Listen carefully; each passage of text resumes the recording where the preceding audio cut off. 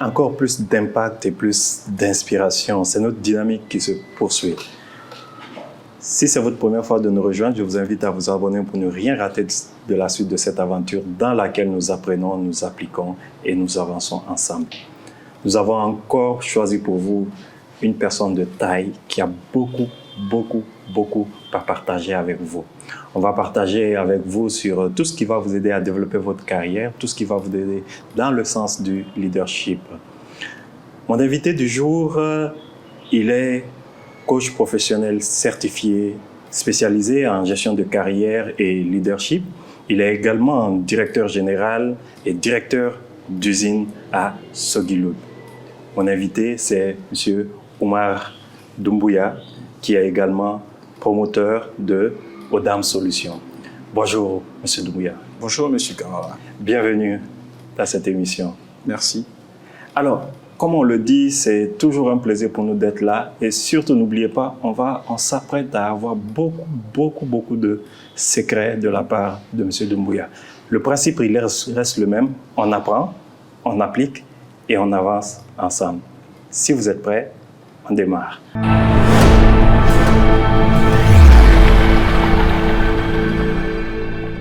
M. Doumbouya. Oui. Comment vous allez? Je vais très bien, merci. Alors, je viens de vous présenter. Beaucoup de personnes pourraient vous présenter, chacun de sa manière. Et vous, comment vous vous présentez? Alors, plus simplement, comme vous l'avez bien dit, je suis Oumar Doumbouya. Je suis directeur général et directeur d'usine de la Sogilub SA. Entendez Sogilub, par Sogilub, Société guinéenne de lubrifiants et d'emballage.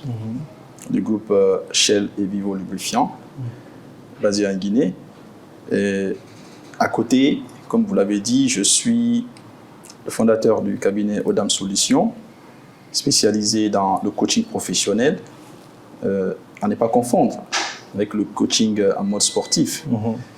Le coaching professionnel qui se focalise sur l'accompagnement des professionnels de tous bords dans leur développement tous azimuts. Il y a aussi l'aspect formation, donc tout ce qui est lié à de la transformation. Parce que et le coaching et la formation vont en droite ligne vers la transformation. Exactement, de nos clients dans leur développement. Voilà, la formation, mais focalisée sur les aspects de leadership et d'équipe, de management d'équipe, de renforcement de la communication, ainsi de suite. Super. Et rien qu'avec la présentation, on sait déjà que c'est un réservoir d'expérience et de connaissances que nous allons essayer de puiser aujourd'hui là. Vous allez beaucoup laisser avec nous. Très bien. Et heureusement, comme on le dit, l'autre, la connaissance, c'est la seule chose qu'on partage sans s'appauvrir. Alors, justement, on voudrait savoir un peu plus comment vous en êtes arrivé là. On sait que ça n'a pas été donné. Ah oui, c'est pas évident. Hein. C'est pas évident. À la base, ce qu'il faut retenir, c'est que moi, je suis un chimiste de profession. OK. Je suis de la première promotion du système LMD. OK. Je suis sortant de l'université Gamal Abdel Nasser de Conakry, département chimie en 2010. Et j'ai passé pratiquement 10 années de carrière dans le domaine industriel, notamment dans le domaine du contrôle qualité des produits alimentaires au niveau des entreprises agroalimentaires de la place, au moins 3. Et depuis pratiquement 6 ans, j'ai eu la chance d'occuper des postes de responsabilité, notamment responsable laboratoire et puis responsable d'usine dans une industrie au niveau de Dubreka, toujours dans le domaine de l'agroalimentaire. Et c'est depuis pratiquement bientôt 4 ans que j'ai rejoint mon poste actuel. Et il faut dire que c'est depuis pratiquement 3 ans, depuis 2022, que j'ai commencé à amorcer un coup d'accélérateur à ma carrière en termes de formation. Oui. Et j'avoue que les 3 années intenses en termes de formation m'ont poussé à, disons, adapter ma trajectoire pour devenir un ambassadeur en termes de formation, pour accompagner, pour pousser les jeunes à investir dans leur formation. Super. Donc, à l'arrivée à mon poste actuel, qui est un poste de direction, étant un professionnel des opérations qui n'avait pas les compétences en gestion. Cela m'a amené à automatiquement aller à l'école, retourner à l'école pour reprendre des cours en management d'équipe, en management organisationnel de façon générale, au niveau d'une école de commerce de la place, pour une année de Master 1. Et après, voulant aller plus loin, j'ai eu à prendre la bonne décision de ma vie d'investir énormément d'argent en 2023 pour faire un MBA, un executive MBA au niveau de l'Institut français de gestion et couplé avec l'Institut d'administration des entreprises de Paris, Sorbonne. Et une année intense de formation, d'acquisition de compétences, de savoir et d'expérience avec des pairs venant de plusieurs pays à travers le monde. Et aussi, après cette formation, j'ai continué dans d'autres formations, notamment la spécialisation en coaching professionnel, qui m'a pris pratiquement 8 mois, de janvier au mois d'août à septembre 2024. Donc, je suis diplômé depuis le mois de septembre en coaching professionnel au niveau de l'Institut de coaching international de Genève. Et donc, pratiquement depuis 6 mois, j'accompagne pas mal de professionnels, que ce soit des particuliers, mais aussi en entreprise, dans le cadre de leur développement, et tout en continuant, bien sûr, à travailler sur mon poste au sein de la SEGULU. Donc, mais depuis pratiquement, ce qu'il faut reconnaître, c'est que depuis pratiquement 7 ans, j'ai pris un engagement de participer au développement de la jeunesse de mon pays, de façon générale, de la manière vraiment qui était possible à mon niveau, à travers des accompagnements, à travers du mentoring, notamment sur LinkedIn, l'accompagnement des jeunes de façon bénévole, jusque-là. En tout cas, ce n'est que récemment, après mon diplôme de coaching, que j'ai pu formaliser à travers la création de Odam Solutions que les prestations payantes ont commencé. Sinon, depuis là, mais bien sûr, les accompagnements gratuits continuent toujours. Parce que notre vocation, c'est vraiment participer à débloquer le potentiel de cette jeunesse. Cette jeunesse qui a un grand potentiel, mais qui est parfois méconnue. Effectivement. Donc, c'est un véritable enjeu pour nous. Effectivement. Voilà. Justement, d'un poste de technicien chimiste, aujourd'hui à un poste managérial. C'est ça. C'est quoi le déclic? Le déclic, je dirais, c'est les ambitions. C'est les ambitions, c'est l'ouverture, c'est l'état d'esprit. J'ai eu à recevoir plusieurs fois cette question, parce qu'en général, les postes de gestion, de management, de grand management sont réservés aux personnes qui viennent du domaine de la gestion. Les financiers, les commerciaux, on connaît comment ça se passe en entreprise. Mais la différence avec moi, c'est que c'est vrai que j'ai eu un parcours un peu exponentiel, l'évolution a été tellement fulgurante, mais je dirais que ça a été le fruit d'un travail acharné et d'un plan individuel mis en place depuis les années 2017-2018 à travers de l'auto-formation. En ce moment, il faut reconnaître que les cabinets de formation, de renforcement des capacités n'étaient pas aussi nombreux sur place, sur le marché. Alors, l'outil que j'avais à disposition, c'était l'Internet. Donc, quand j'ai fait mon plan, par exemple, en 2018, j'avais bien sûr des ambitions en termes de succession et d'évolution.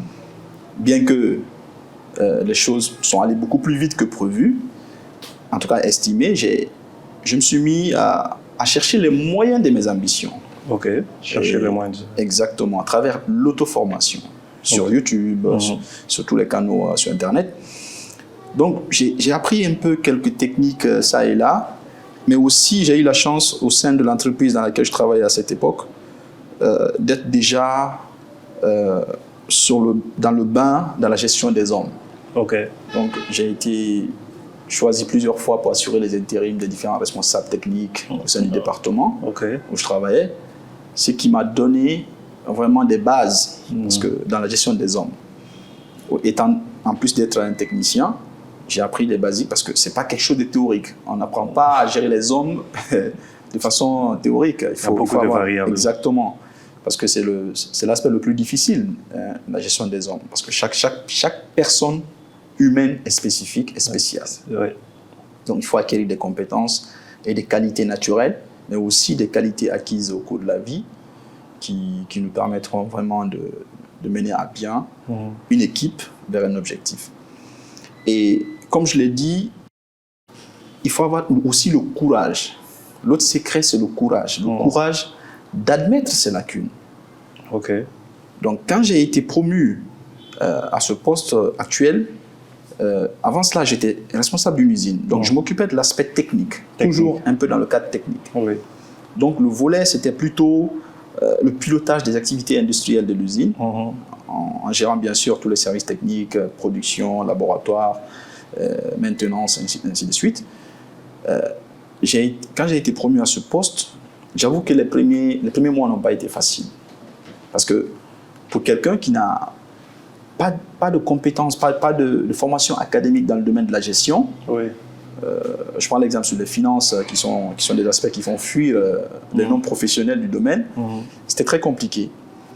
Mais les mois qui ont suivi, je suis reparti à l'école. J'ai passé une année sur l'année 2022, tous les samedis de 9h à 15h30 et dimanche, toute l'année, je n'avais pas eu de week-end pour aller me former, pour aller apprendre les basiques sur tous les domaines liés à la gestion d'une entreprise. Et cela, au fil de la pratique, bien sûr, avec le poste, j'ai pu acquérir des compétences qui m'ont permis de m'améliorer et de maîtriser le vocabulaire de la gestion et de vraiment continuer à renforcer mes capacités. Donc, j'ai continué à investir. Tout ce que je gagnais a été investi. C'était des sommes énormes, en tout cas pour un Guinéen lambda. Et ça m'a poussé à aller plus loin, comme je l'ai dit, avec l'IAE de la Sorbonne et l'Université Paris Panthéon-Sorbonne. J'ai investi pas mal d'argent et l'IFG pour essayer de faire mon MBA. Et aujourd'hui, je continue toujours à me former. Et ces investissements et ces formations m'ont donné le goût de l'apprentissage parce que le niveau de transformation est tel que, pour moi, aujourd'hui, pour nous jeunes, il n'est pas normal de passer une année sans passer au moins une certification. Une certification. La preuve est que, après juste la formation au MBA, j'ai passé le diplôme de coaching que j'ai fini en septembre. Au même mois de septembre 2024, j'ai démarré une autre formation, un Master 2 en management de projets internationaux chez l'Université Senghor, donc qui est en cours. Et après, il y a d'autres formations qui sont planifiées. Donc, on n'arrête jamais la machine. Super. Voilà. Il faut toujours se former. Ne pas passer une année sans se former, sans une nouvelle certification. Ça, c'est un défi aujourd'hui que vous devez vous fixer. Comme on le dit ici, le principe, on apprend, on applique, on avance. C'est ça. Je vais revenir. Si j'ai bien compris, dans ce que vous avez dit, les principes, c'est quoi? Vous avez fait d'abord une définition claire en termes de votre vision, exactement, en termes de développement. Exactement. La deuxième étape, ça a été de faire votre diagnostic. Exactement. Où vous en êtes.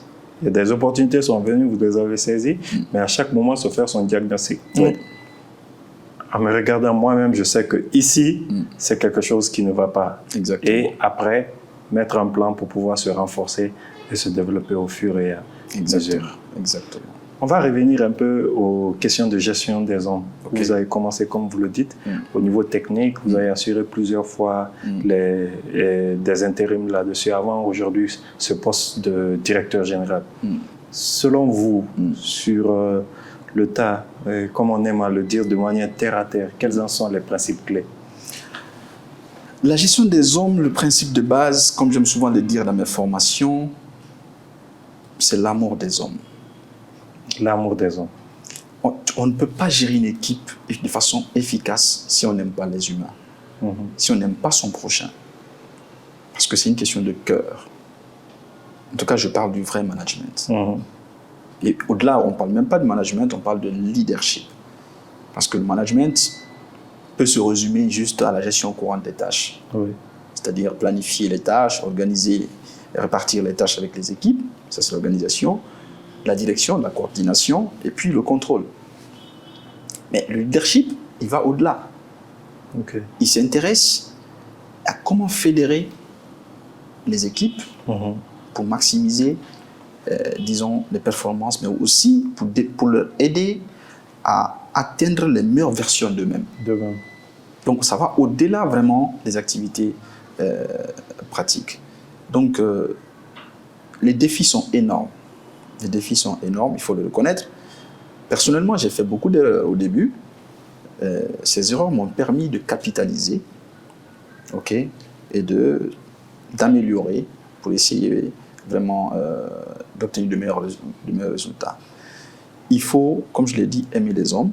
Aimer les hommes. Et il faut apprendre les techniques. Parce qu'on peut avoir certes des qualités naturelles du leadership. Mais ça ne suffit pas. Vous ne verrez aucun leader qui a toutes les qualités naturelles exigées pour un leadership efficace. Il faut compléter ces qualités qu'on n'a pas. Il faut les compléter. Il faut se former. Mais pour se former, il faut les identifier. Les identifier, oui. C'est extrêmement important. Il faut avoir des compétences qui nous permettent d'identifier nos lacunes. Est-ce qu'on a des problèmes liés à la communication avec nos parties prenantes, qui est un aspect très important, qui est la base de toute relation humaine? Est-ce qu'on a des problèmes d'interaction avec les personnes? Donc, est-ce qu'on a un problème dans la gestion du stress sur le plan personnel, qui fait qu'à chaque fois qu'on est confronté à des situations désagréables avec nos équipes, on est perturbé? Donc, il faut identifier vraiment nos lacunes et travailler pour essayer de trouver les meilleures voies pour les solutionner. Je pense que c'est la base. Ce n'est pas une mission, un métier facile, la gestion des hommes.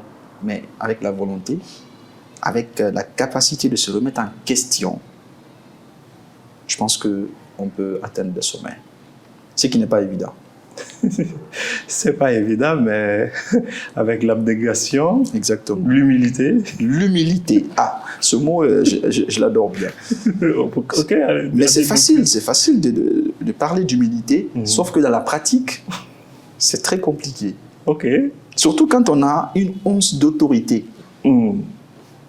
Parce qu'il y a toujours cette peur.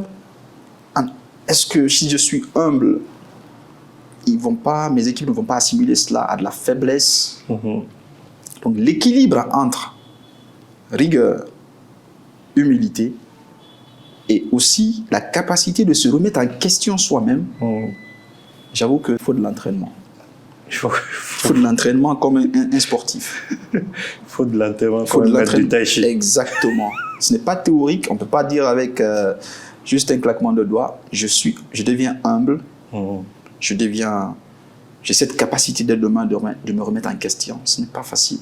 Ouais. Il faut décider. La résolution personnelle, elle est importante, certes, mais il faut être dans la pratique. Ok. Justement, parlez justement de cette expérience à votre niveau sur à quel moment trouver l'équilibre entre rigueur et humilité. Très bien. Je pense que c'est une problématique majeure. Mais encore une fois, il n'y a pas de loi figée là-dessus. Tout dépend des contextes et de plusieurs paramètres. Mais ce qu'il faut retenir, c'est que quand on a une équipe, j'ai fait beaucoup d'erreurs au début, il faut reconnaître. J'ai été excessif à un moment donné dans la gestion des hommes. Et après, je suis passé de l'autre côté de la rive où j'ai eu des équipes. J'ai eu la chance de tomber sur une équipe jeune, composée, qui avait toutes les qualités que j'ai pu façonner. Et en retour, cette équipe m'a transformé. Donc, pour revenir à votre question, la première des choses, c'est toujours la vision. La clarification de là où on veut aller, avec l'équipe bien sûr. À la base, si vous êtes en mesure, bien sûr en fonction de la stratégie globale de l'entreprise, de poser la vision avec votre petite équipe. Si vous êtes un service, vous êtes chef de service, où il y a plusieurs services, plusieurs départements, ok, il y a l'ensemble de l'entreprise. Mais occupez-vous de votre petite sphère là, votre petite équipe de 2 personnes que vous avez à charge. En fonction des objectifs que vous recevez pour le service, discutez avec l'équipe pour essayer de fixer le cap. C'est la première des choses. La vision claire. Exactement. C'est le plus gros problème au niveau du management et du leadership. La vision n'est pas claire. Si l'équipe ne sait pas où on va, chacun ne sait pas personnellement qu'est-ce que je dois faire pour essayer d'atteindre l'objectif visé, il y a de la cacophonie. Alors, si cette vision est claire, il devient plus facile de faire le point avec les équipes en utilisant bien sûr les techniques éprouvées en termes de communication, en termes de suivi, en termes de coordination des tâches, sans heurter la sensibilité des uns et des autres. Encore une fois, dans la pratique, c'est autre chose. Il faut être dedans. Il faut être dedans. Et quand vous avez l'amour des hommes, vous avez le courage de fixer le cap, de dire à chacun ce qu'il doit faire, mais aussi de recueillir leur avis. Ok? Ne pas seulement faire des impositions comme ça se fait dans l'armée, ce n'est pas une attaque à nos amis, mais ce n'est pas le même mode de fonctionnement. C'est pas le même mode. Exactement. Les discussions doivent se faire de façon ouverte avec toute l'équipe, et puis, tout doucement, avoir le courage de tolérer. C'est un aspect très important. Courage de tolérer. Le courage de tolérer. Bien que dans notre environnement africain... Je vais apprendre plus sur ça. Oui. Courage de tolérer. Le courage de tolérer est une des conséquences de l'amour des équipes à la base, l'amour de l'humain. Ok. Parce qu'en Afrique, dans notre contexte, malheureusement, il y a souvent des contradictions avec tout ce qui est, disons, sciences liées au leadership avec les autres pays, avec les autres environnements, parce qu'on n'a pas les mêmes contextes. Effectivement. Parce que souvent, chez nous, nous avons malheureusement les équipes, certains membres de l'équipe qui ont tendance à confondre la bienveillance d'un leader à de la faiblesse. À de la faiblesse. Mais sauf que nous devons être vigilants, en tout cas pour un leader, pour quelqu'un qui a décidé d'être un leader, de ne pas tomber dans ce piège, éviter de se faire transformer négativement par ces quelques personnes qui pensent comme ça. Donc il faut être vigilant. Quand le cap est fixé, c'est un contrat. Et un contrat, chacun connaît ce qu'il a à faire.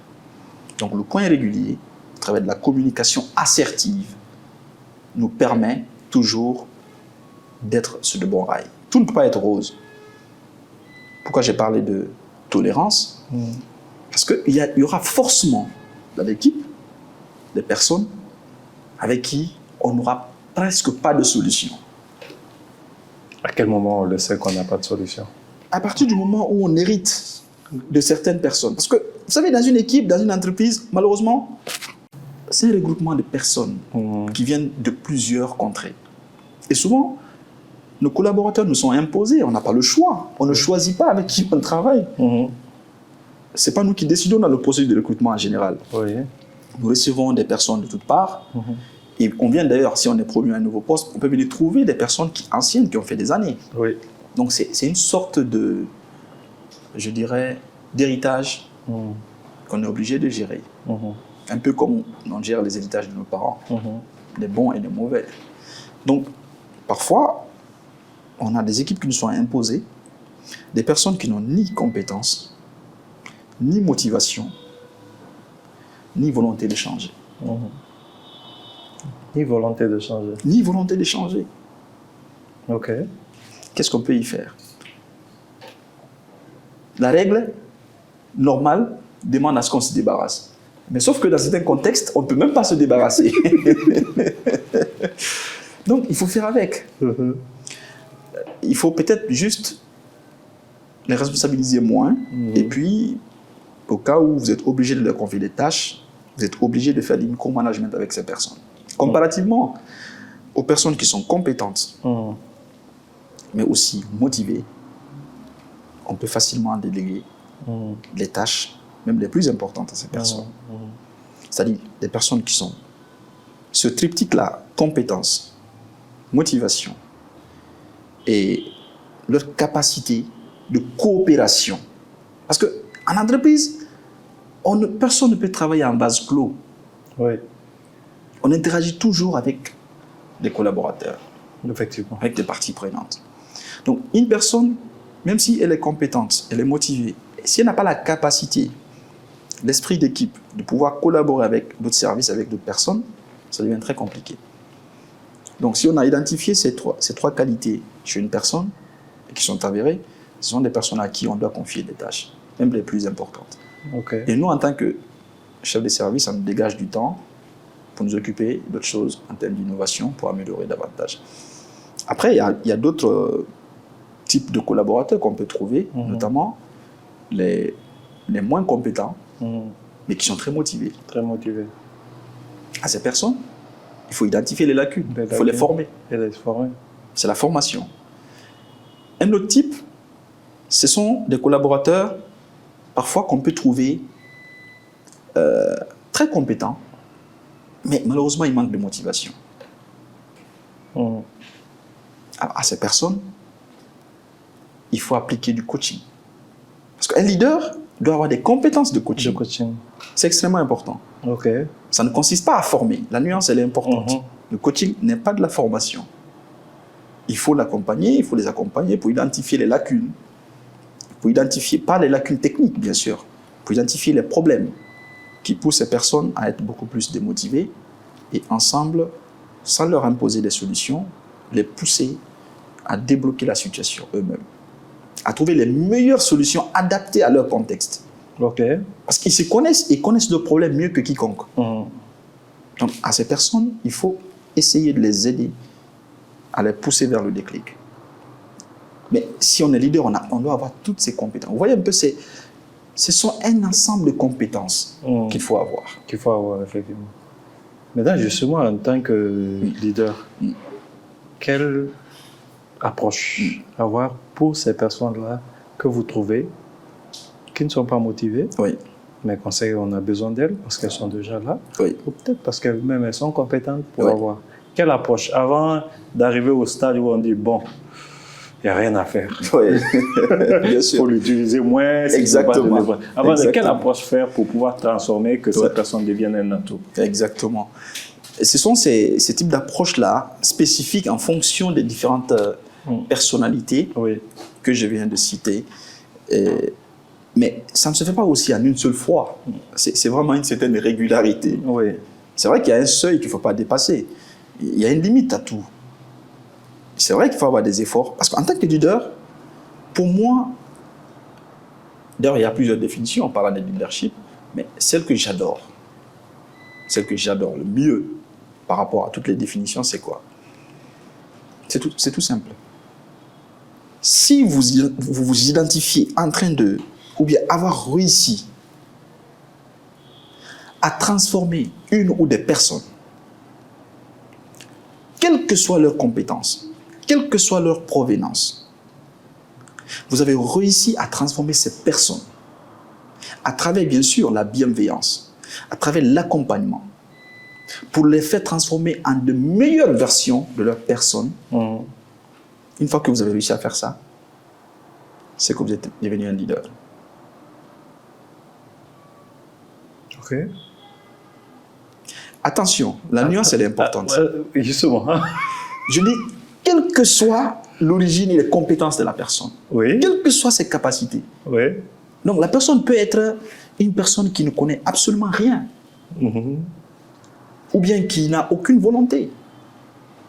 Disons, en termes de qualité, la personne qui a une qualité la plus piètre. Mais vous, de par votre compétence en leadership, à travers vos techniques de leadership, vous réussissez à transformer cette personne, à l'amener vers la lumière. À la transformer en une meilleure version d'elle-même. Si vous avez réussi à faire ça, c'est que vous êtes un leader. C'est ça la définition du leadership. Et celle que j'adore le plus. Merci. Justement, je reviens dessus. Parce que, des fois, en faisant la nuance entre le leader et le manager, des fois, on réussit à transformer des personnes dans des contextes.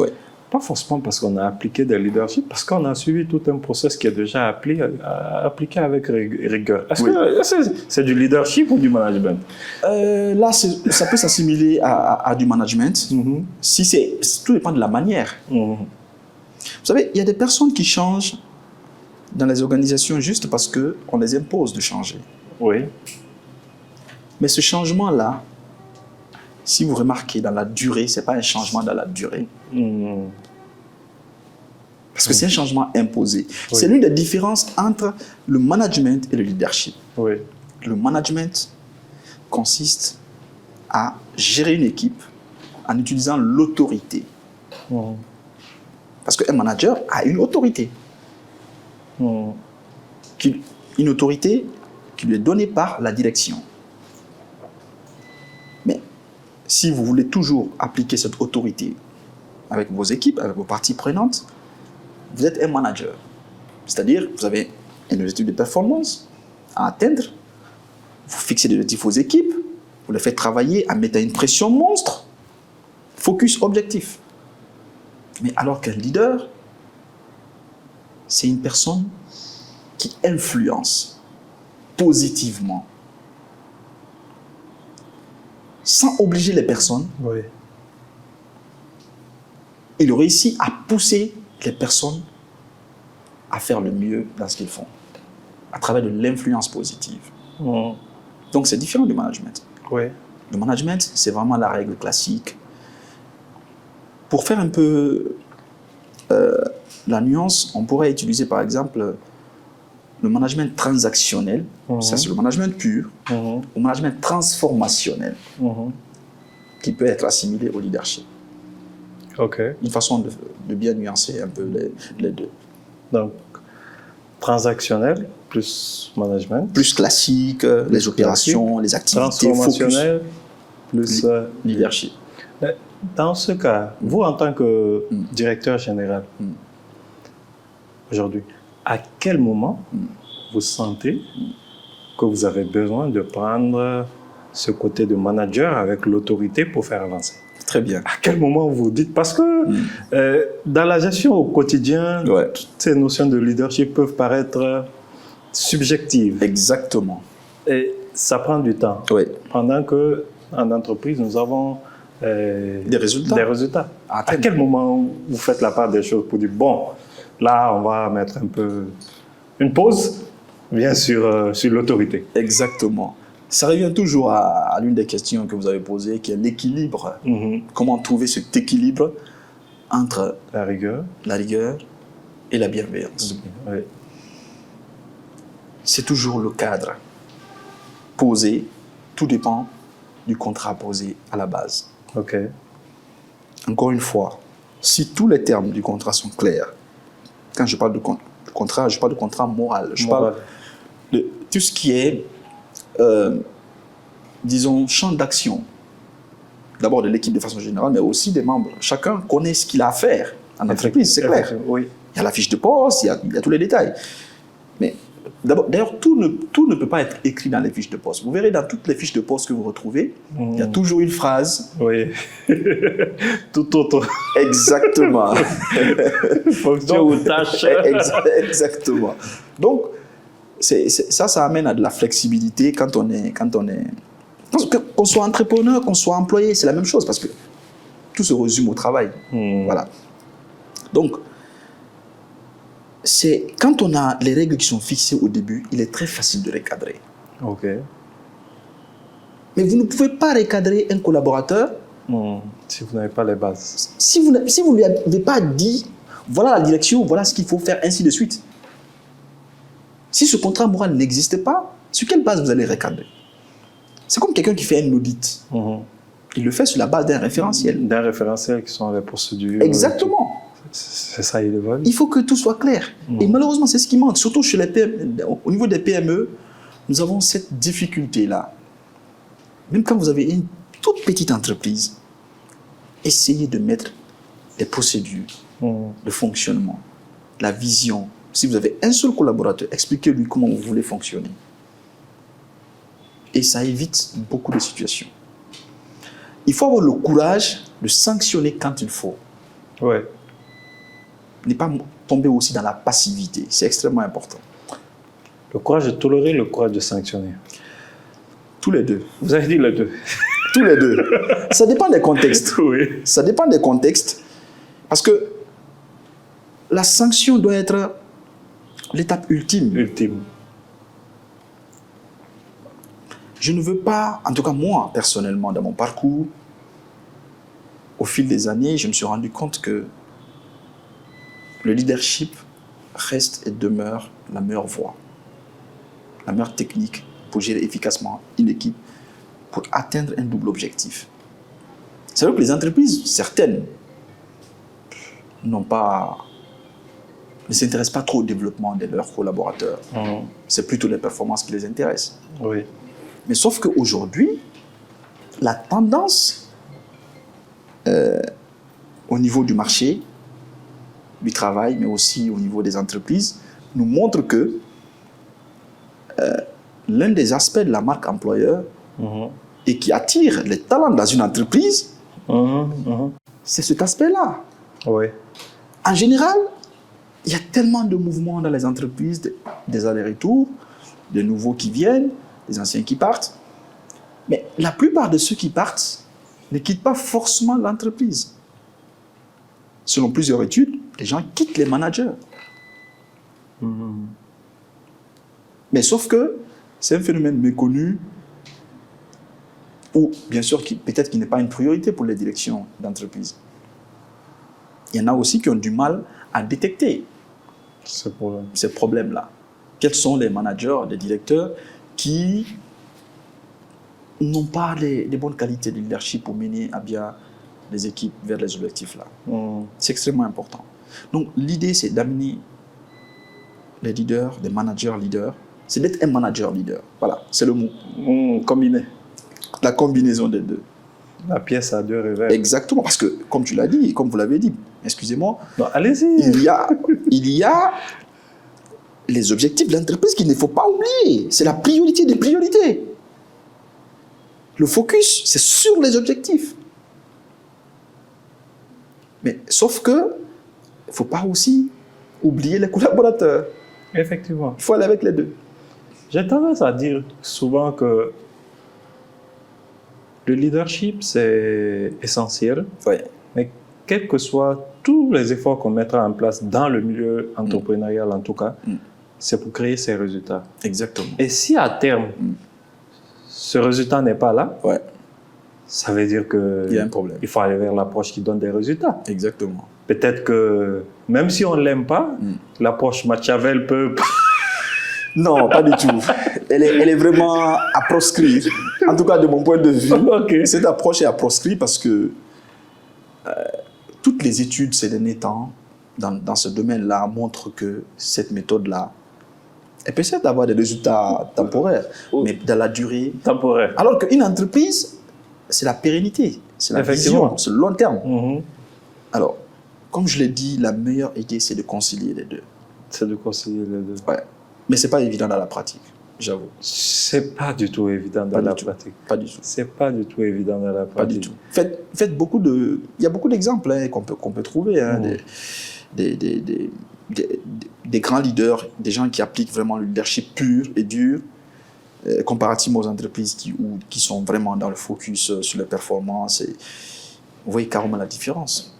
Oui. Parce qu'une personne qui a la boule au ventre le matin pour venir au travail, est-ce que vous pensez que cette personne peut vraiment bien donner? C'est pas possible. Il y a une contrainte qui est là. Oui.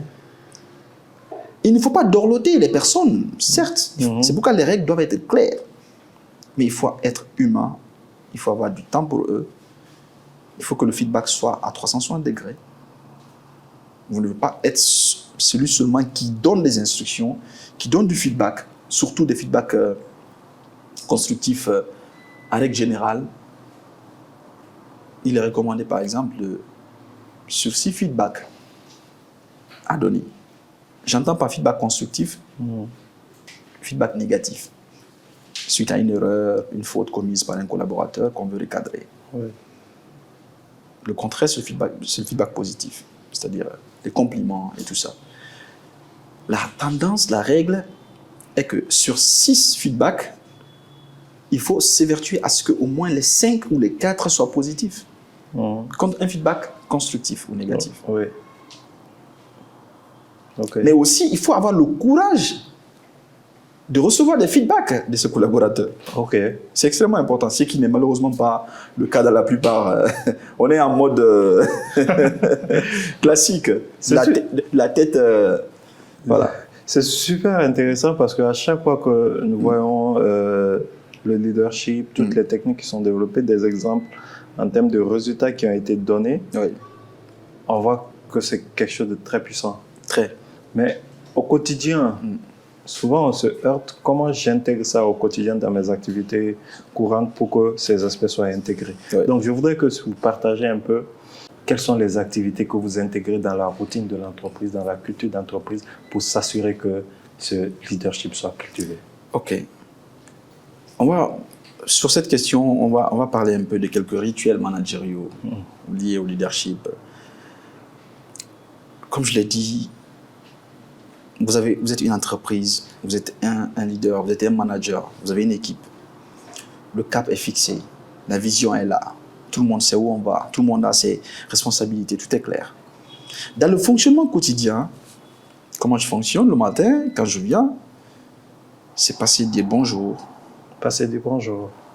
C'est très puissant. Oui.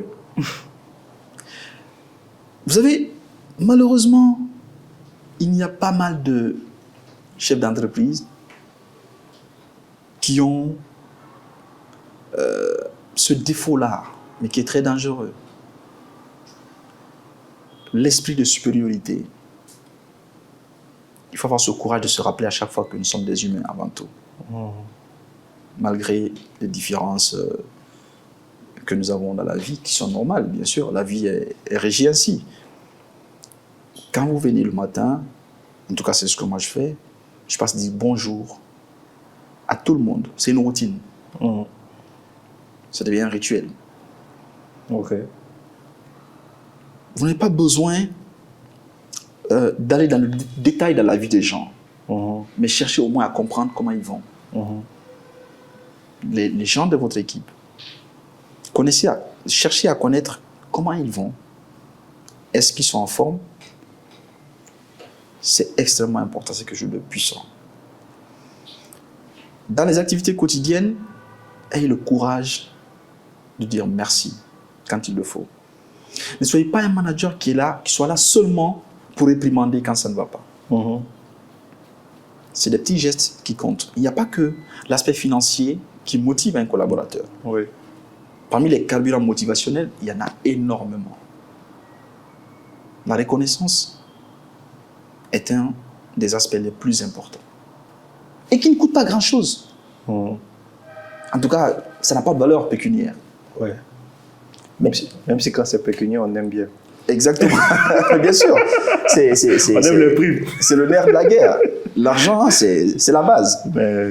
Mais sauf que, en tant que manager, parfois, on peut penser qu'on est en train de satisfaire un collaborateur en augmentant, par exemple, son salaire.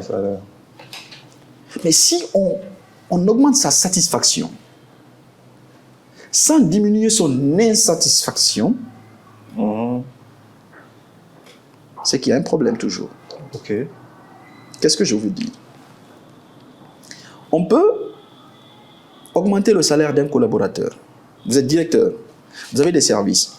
Vous avez un chef de service, par exemple, qui est, entre guillemets, qui a des comportements pas du tout catholiques envers son équipe. C'est le stress tous les jours. Personne n'est à l'aise. Les gens ont la boule au ventre pour venir au boulot. Et vous réussissez à augmenter son salaire. Vous avez augmenté sa satisfaction. Mais est-ce que vous avez essayé de corriger son insatisfaction de l'autre côté avec son collaborateur, avec son supérieur? Non. Il faut l'équilibre des deux. Okay. En parlant de l'aspect pécuniaire. Pas que. Donc, il y a plusieurs aspects qu'il faut prendre en compte. Mais si vous n'avez pas la capacité d'identifier ces situations-là, qui se passent par la communication. C'est-à-dire avoir une posture de manager coach, c'est extrêmement important. Vous devez être celui qui est capable de détecter de façon proactive les situations, les problèmes chez nos collaborateurs, ou à défaut, être en mesure de discuter avec eux pour les accompagner vraiment à vider le bocal, tout ce qu'ils ont dans la tête, tout ce qu'ils ont comme difficulté, en vue de parvenir à trouver ensemble, de façon collégiale, des solutions les mieux adaptées à cette situation-là. C'est extrêmement important. Merci beaucoup. C'est beaucoup de leçons dedans. Donc, vous avez parlé, là, par exemple, en termes de routine, cette salutation, cette tournée de salutation. Le respect, c'est la base. Qui donne justement de ce respect, bien sûr. De cette considération, de la gratification. Exactement. En termes de reconnaissance, pas forcément une gratification pécuniaire. Bien sûr. Mais aussi, vous avez touché le fait de diagnostiquer et de diminuer l'insatisfaction. Ou les insatisfactions. Ou les insatisfactions, parce que c'est ça accumulé qui crée un climat de confiance, détériorer une ambiance de travail qui soit zen, à quitter, qui pousse à quitter, qui amène certains collaborateurs vers le burn-out. Exactement. Maintenant, vous qui avez été d'abord membre d'équipe, leader d'équipe, jusqu'à aujourd'hui à ce poste de directeur, dans les deux sens. Dans un premier sens, en tant que directeur aujourd'hui, vous savez remarquer des employés que vous serez à l'aise de laisser, par exemple, à d'autres à des responsabilités. Quand vous dites oui, tel, je peux le mettre comme intérim. Vous savez cela. Comme vous aussi, vous avez pu vous positionner quand vous étiez membre d'équipe au bas de l'échelle. À cette position. Quel conseil donneriez-vous justement à ces cadres, ces collaborateurs qui sont en entreprise, pour pouvoir se démarquer, se positionner, si on peut le dire ainsi, afin que quand il y a ces changements, ces opportunités, qu'on puisse penser à eux. Très bien. C'est une question qui est hyper importante, parce qu'elle est d'actualité. Très fort, malheureusement, aujourd'hui, on se retrouve avec pas mal de professionnels, des jeunes, mais aussi des non-jeunes, qui sont certes hyper compétents dans leur domaine, hyper compétents, des experts aguerris dans leur domaine, mais malheureusement, qui ont passé 10, 15, voire 20 ans au même poste en entreprise, sans évoluer. Les causes, elles sont multiples. Ça dépend des contextes, ça dépend des environnements, ça dépend des cultures d'entreprise, mais ça dépend en plus grande partie, je dirais, de ces personnes. Parce que ce qu'il faut retenir en tant que professionnel, qu'on soit salarié, qu'on soit entrepreneur, quand vous êtes un professionnel, vous devez avoir le courage d'assumer la responsabilité totale de tout ce qui vous arrive dans votre parcours professionnel, en bien ou en mal. Et éviter de remettre nos problèmes sur les autres. Très fort, malheureusement, c'est ce qui se passe, la victimisation.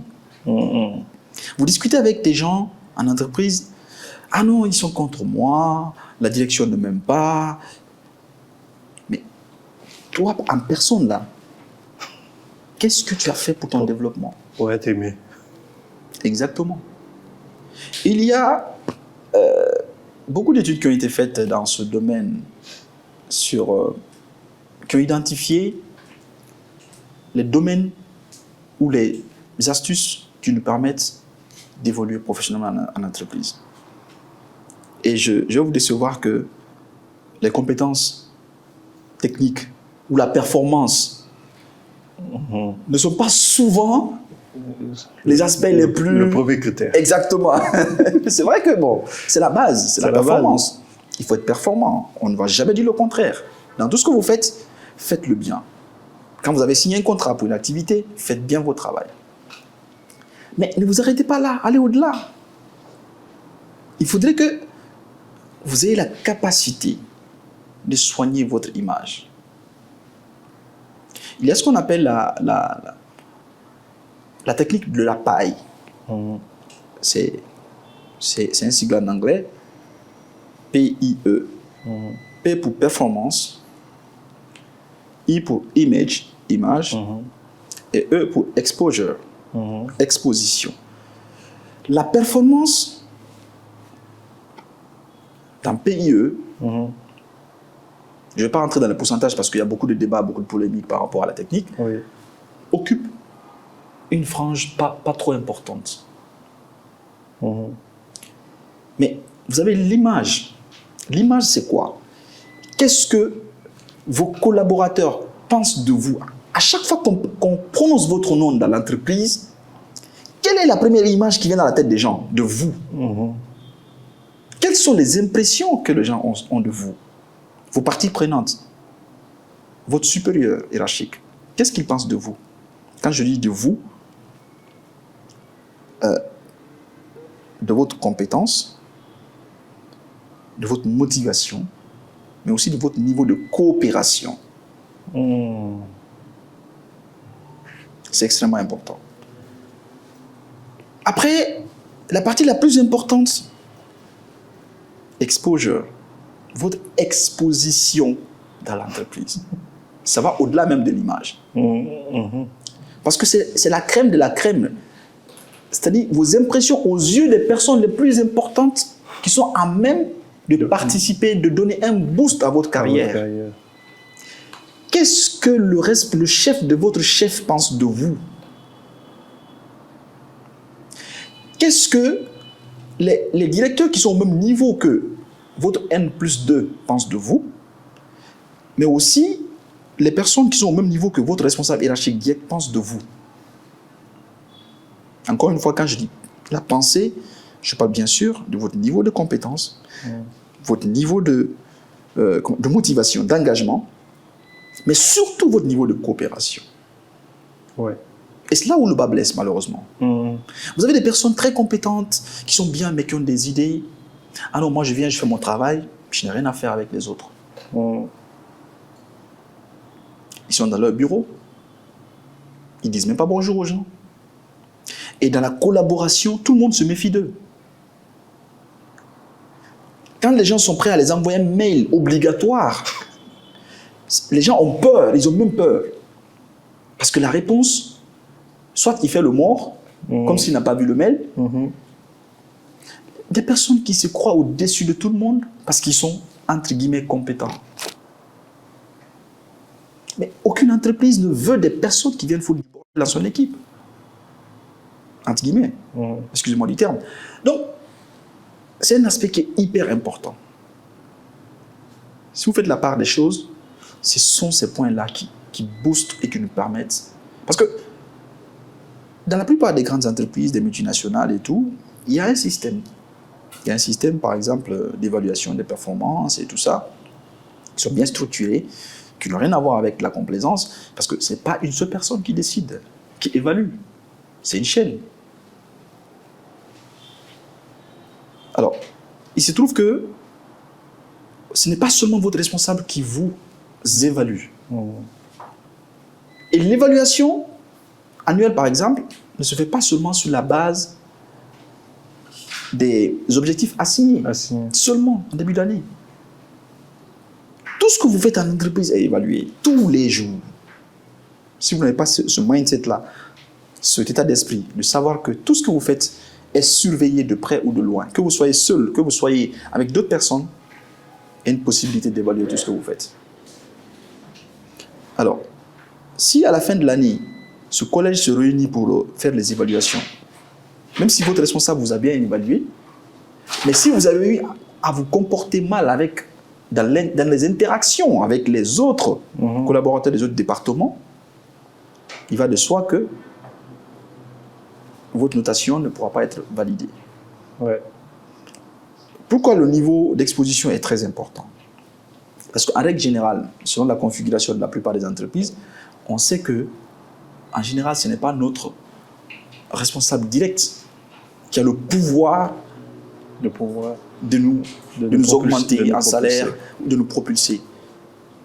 En général, il y a très peu d'entreprises qui ont cette configuration. Mais en général, c'est toujours le niveau supérieur, soit notre N+2 ou notre N+3. Notre responsable direct, il a une force de proposition, certes. On va le consulter. On va le consulter. Et au moment où l'idée naît, souvent il n'est pas là-bas. Exactement. Là où la décision se prend pour dire on augmente votre salaire, on augmente votre catégorie, ou on fait votre promotion, souvent ce n'est pas lui qui décide. Il peut proposer, mais c'est pas la décision finale ne lui revient pas. Donc il est important, ça ça ne veut pas dire qu'il faut, je dirais, vouloir trop se montrer, tout ce qu'on fait pour que... Non, non, non, attention. Je ne dis pas cela. Mais ce que vous faites doit être su. C'est normal. Vu et apprécié. Vu et apprécié. Tout en restant humble. Ouais. C'est extrêmement important. Super. Donc, ce sont ces conseils-là que je donne aux collaborateurs, aux professionnels, en tout cas pour celui qui veut aller loin, et identifier aussi, avoir la capacité d'identifier ses lacunes, et si vous n'êtes pas capable, faites-vous accompagner, faites-vous conseiller. Vous avez des mentors en entreprise, des professionnels, des expérimentés. Si vous avez les moyens de vous payer les services des coachs professionnels certifiés, ils peuvent vous accompagner dans votre ascension professionnelle. Tout est question de stratégie. Performance, image, Exposition. Vous retenez ces éléments. J'ai posé cette question parce que il n'y a pas longtemps que cela, je faisais une discussion avec quelqu'un où je lui disais, écoute, tu peux rester très carré dans le cadre de ton contrat, ne pas aller au-delà, mais tu te tires une balle dans le pied. Ouais, c'est clair. Parce que ce qui va faire la valeur ajoutée que quelqu'un aujourd'hui avec qui tu as travaillé te recommande pour quelque chose, au-delà de tes compétences, c'est le plaisir à travailler avec toi. Exactement. Et souvent, on va arriver à un niveau où tu vas avoir des personnes que tu vas choisir qui ont une compétence moyenne par rapport à des personnes qui sont très compétentes. Parce que ces personnes avec des compétences moyennes, tu as du plaisir à travailler avec ces personnes. Elles sont ouvertes, accessibles. Et vous qui êtes aujourd'hui professionnel dans votre milieu, ce que M. Doumbouya vient de dire, c'est la clé. C'est ce qui fera que vous allez passer 10 ans dans votre position ou en 10 ans, quitter de vigile à directeur général. Ouais. C'est possible, ce n'est pas impossible. Mais comment vous vous démarquez au quotidien? Quelles sont les actions que vous posez? Bien entendu, l'idée n'est pas de faire aussi du m'as-tu vu tout le temps. Pas du tout. Ça, au contraire, ça va être, vu. un handicap. Ça va être vu d'ailleurs. Un handicap. Mais à chaque fois que vous pourrez donner une image positive, qu'on sache que dans une situation sûre, c'était votre droit de rentrer à 17h. Ouais. Mais ce jour-là, parce que l'entreprise avait besoin d'un effort de plus, vous en avez fait plus ce jour-là. Peut-être que c'était un besoin qui était au-delà de votre manager. Quelqu'un va le remarquer. Exactement. Et souvent, ce sont ces accumulations qui feront que, au moment de prendre des décisions, votre nom va sortir de manière naturelle. Ça, ce sont des secrets. Merci beaucoup, Monsieur Doumbouya, pour ce conseil-là. Nous allons revenir un peu à ce volet de votre carrière aujourd'hui. Vous êtes directeur général dans une grande entreprise, d'une usine qui est aussi directeur d'une usine, qui vous prend beaucoup de temps dans votre calendrier. Au-delà, vous avez Odam Solutions qui aussi vous prend du temps aussi en termes d'investissement, en termes de à quel moment vous décidez de pouvoir faire ça? Tout est une question de planification sur le plan personnel, il faut le dire. Et c'est ça aussi l'une des qualités quand on est un leader, la gestion du temps. Mais aussi, ça va au-delà des priorités. Il faut avoir des qualités, des compétences pour bien gérer son temps. En règle générale, il faut avoir cette capacité de se remettre en question parce que le temps fait partie des ressources qui, quand on les perd, on ne rattrape plus. Alors, une journée, c'est de l'or. Quand on est professionnel. Dans la pratique, ce n'est pas évident. Surtout aujourd'hui, avec, disons, je dirais, les voleurs de temps qui sont énormes, qui nous empêchent au quotidien d'atteindre nos objectifs. Je vais parler des réseaux sociaux, qui nous empêchent énormément. C'est devenu une drogue pour notre génération, la génération Z, la génération Y. C'est les personnes nées entre les années 70 et maintenant. C'est un facteur qui nous impacte énormément au quotidien. Mais l'idée, c'est vraiment la discipline. C'est la meilleure clé. Il faut avoir une autodiscipline qui nous permette de bien planifier sa journée, de faire les tâches en fonction des priorités. Parce qu'on peut passer une journée à travailler beaucoup, mais si on s'occupe que des choses futiles qui n'ont pas de valeur ajoutée, il va sans dire que les performances seront moindres ou en tout cas en deçà des attentes. Donc, il faut apprendre à gérer son temps. C'est un aspect très important pour moi. Je pense qu'avec une meilleure optimisation, on ne peut jamais avoir une gestion parfaite du temps. Oui. Il ne faut pas se leurrer. Et quand on réussit à optimiser vraiment son temps, on peut faire plusieurs choses en même temps et atteindre des objectifs. On peut faire plusieurs choses en même temps. Justement, dans cette optimisation, quand on est en termes de développement de carrière, en termes de trucs, on est souvent confronté à ce dilemme en termes de priorité sur professionnel et social, sur le loisir et le professionnel. La formation aussi. La formation. Il y a toutes des excuses également. Pour dire je ne peux pas faire des formations. Je suis trop, tout ça. Surtout, souvent on voit beaucoup dire on ne vit qu'une seule fois, on va profiter. Pour tout ça, non, je vais me stresser, je vais mourir demain. À quel moment on fait ce choix de pouvoir être en équilibre avec ces différents aspects, sans pour autant compromettre notre vie, notre mission, mais en restant connecté. Parce que, je le dis, je connais beaucoup de personnes, malheureusement, qui ont eu des carrières très fulgurantes, mais à la fin qui se retrouvent seuls. Aucune vie sociale. Aucune vie sociale. Et après, souvent ces personnes se disent à quoi ça a servi, tout ce que j'ai fait. C'est vrai. Alors, c'est une réalité. Comment maintenant éviter ce piège, mais surtout ne pas tomber aussi dans le piège de dire que je vais rester dans la facilité. Très bien, très bonne question, très pertinente et très réelle, malheureusement, une situation aujourd'hui. Ça nous ramène à l'équilibre vie pro et vie perso.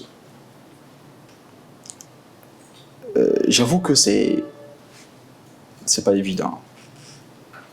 Parce qu'en réalité, on ne peut pas... C'est vrai qu'on parle de vie perso d'un côté et de vie professionnelle d'un côté, mais ces deux vies-là concernent une seule personne. On n'est pas deux. On a une vie personnelle, certes, on a une vie professionnelle, mais ça nous concerne nous seuls. Quand on va au travail, c'est une vie professionnelle. Quand on est à la maison, c'est la vie personnelle. Mais l'équilibre entre les deux, pour le trouver, c'est une attitude purement personnelle. Et il faut des décisions, il faut des engagements. Mais engagement pas envers quelqu'un d'autre, mais envers nous-mêmes. D'abord.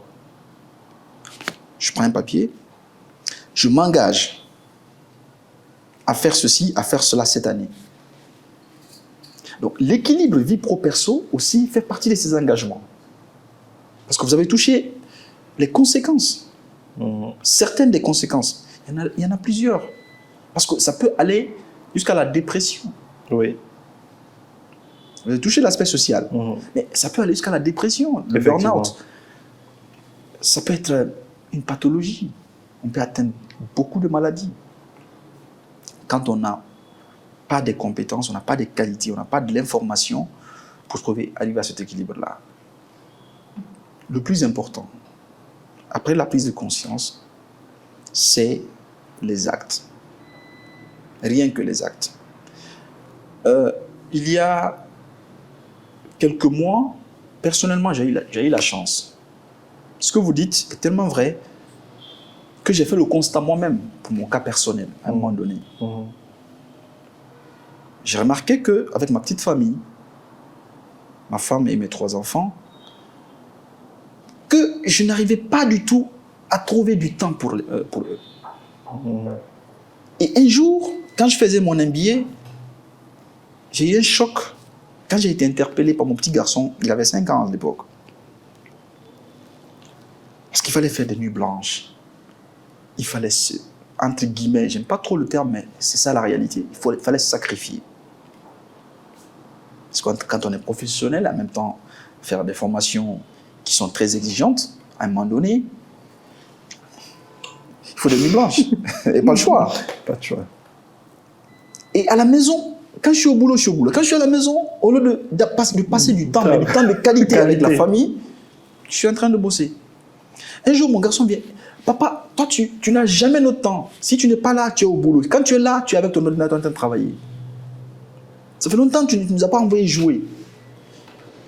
J'ai eu des remords.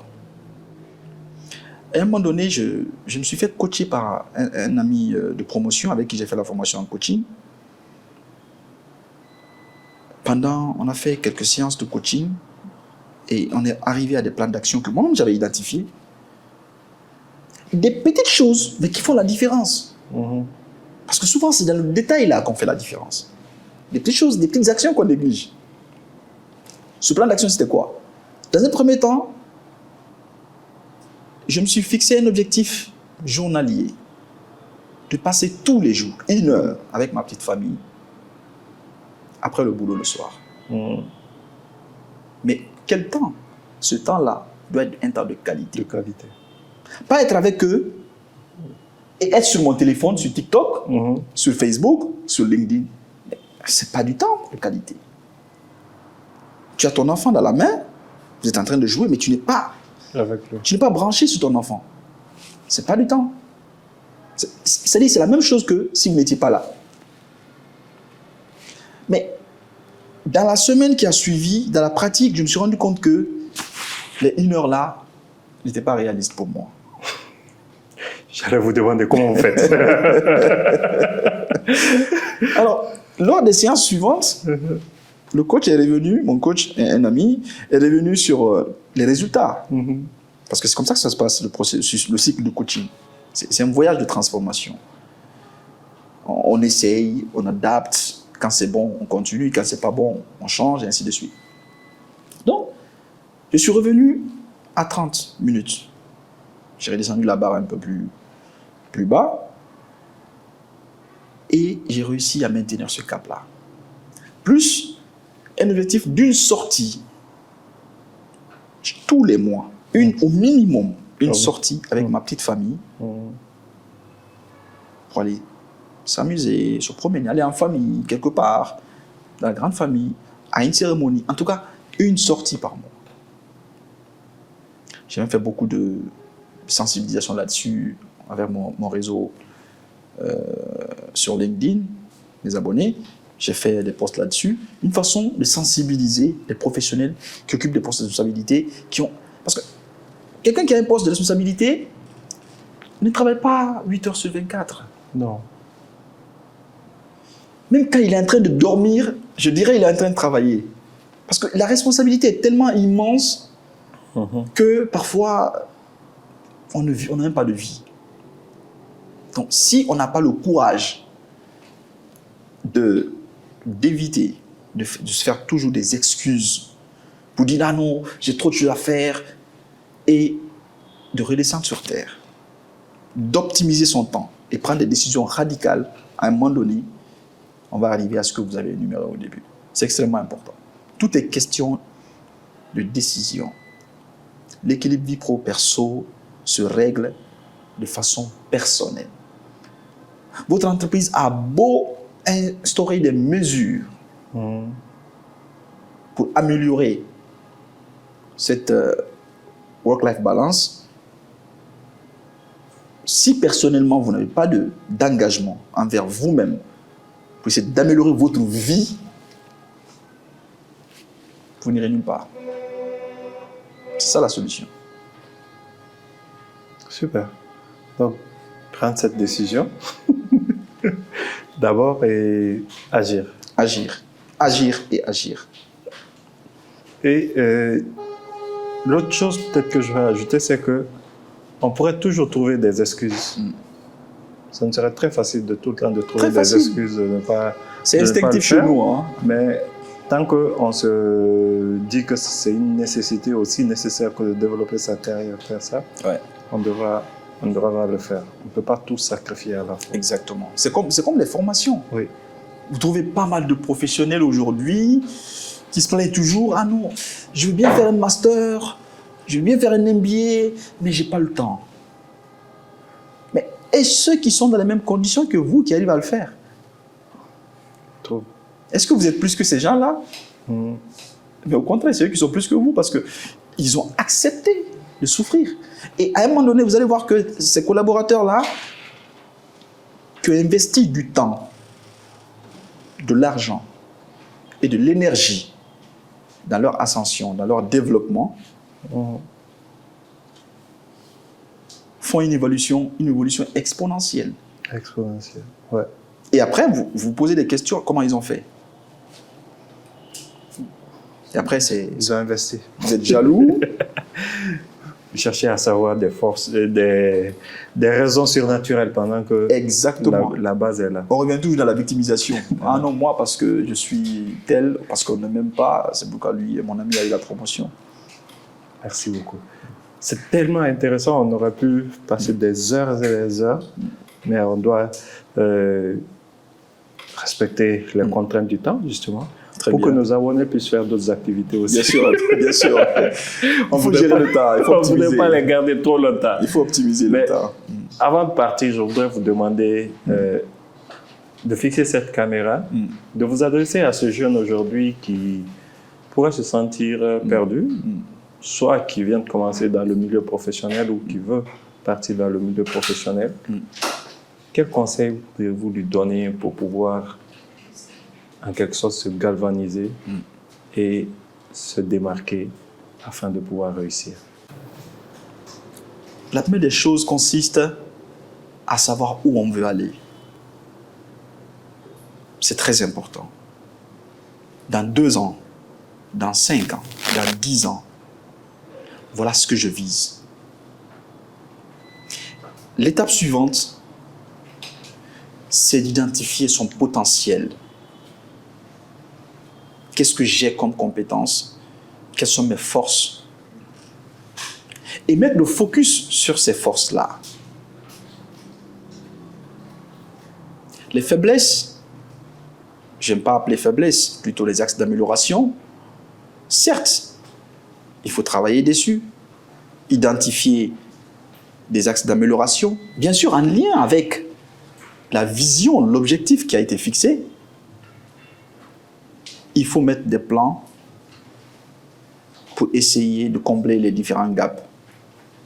Et ces gaps-là se comblent en règle générale par de l'acquisition de compétences, la montée en compétences, la formation. La formation, mais elle n'est pas que académique. Ce n'est pas seulement dans les bancs de l'école, sur les bancs de l'école. Alors choisissez des personnes qui vous apportent de la valeur ajoutée. Si vous restez avec des personnes qui vous tirent toujours vers le bas,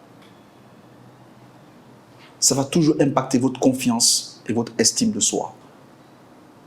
Et vous allez toujours continuer à vous victimiser, très malheureusement. C'est une des options très très importantes pour quelqu'un qui veut aller très loin. Entourez-vous des bonnes personnes, je ne cesserai jamais de le dire. Formez-vous, investissez du temps, de l'argent et de l'énergie dans votre développement. Le reste, mettez dans les mains de Dieu. Merci beaucoup, M. Doumbouya. C'est un plaisir de vous avoir dans ce plateau. On espère qu'on aura d'autres occasions. Bien sûr. Ce n'est que partie remise. Ça a été un grand plaisir. Vous qui venez de suivre ces conseils-là, n'oubliez pas le principe que nous clamons toujours. On apprend, on applique et on avance. Vous les avez notés, appliquez-les. Ensuite, essayez d'identifier quelles sont les prochaines étapes, ce qui vous permettra d'avancer. Si c'est votre première fois de rejoindre cette chaîne, je suis Cheikh Abdoulaye Kamara avec Nous, ici, nous partageons tout ce qui est développement personnel, gestion de carrière, entrepreneuriat, gestion de finances personnelles. Dans ce podcast, nous avons des invités de taille qui partageront avec vous leur expérience de la vie, leur vision. Ça a été un plaisir de vous avoir avec nous. Merci beaucoup à M. Doumbouya. Je vous en prie. Et à très bientôt pour la suite.